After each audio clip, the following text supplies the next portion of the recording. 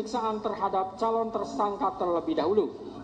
di mana dalam pertimbangannya Mahkamah Konstitusi menyebutkan bahwa agar memenuhi asas kepastian hukum yang adil sebagaimana ditetapkan dalam pasal 28D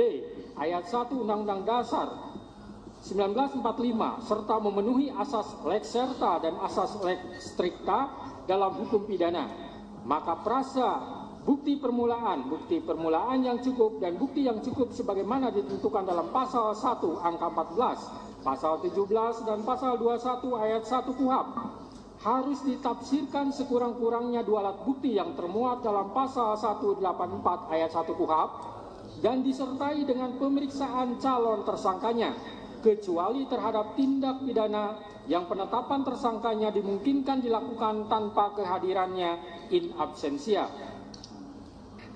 Menimbang bahwa pemeriksaan calon tersangka walaupun tidak dicantumkan dalam amar putusan,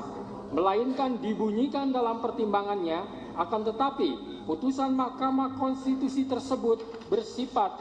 final dan mengikat, maka sepatutnya isi putusan seluruhnya harus dipatuhi terlebih lagi oleh penegak hukum.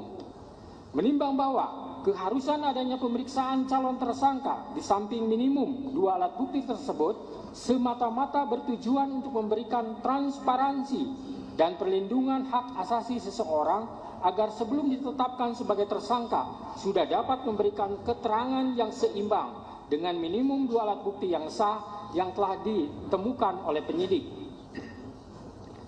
Menimbang bahwa oleh karena sebagaimana fakta di persidangan tidak ditemukan bukti satupun yang menunjukkan bahwa pemohon dalam penyidikan yang dilakukan oleh termohon pernah dilakukan pemeriksaan sebagai calon tersangka sebelum ditetapkan sebagai tersangka oleh termohon, maka menurut hakim penetapan tersangka atas pemohon haruslah dinyatakan tidak sah dan dinyatakan batal demi hukum.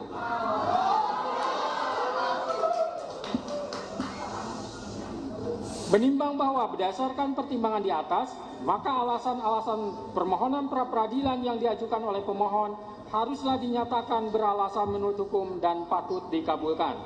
Menimbang bahwa oleh karena penetapan pemohon sebagai tersangka didasarkan pada penyidikan yang tidak sah, maka seluruh tindakan termohon terhadap pemohon menjadi tidak sah.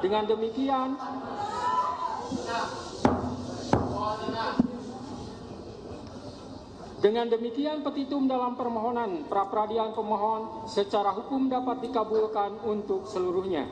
Menimbang bahwa oleh karena permohonan pra-peradilan pemohon telah dinyatakan dikabulkan untuk seluruhnya, maka biaya yang timbul dalam perkara ini dibebankan kepada negara.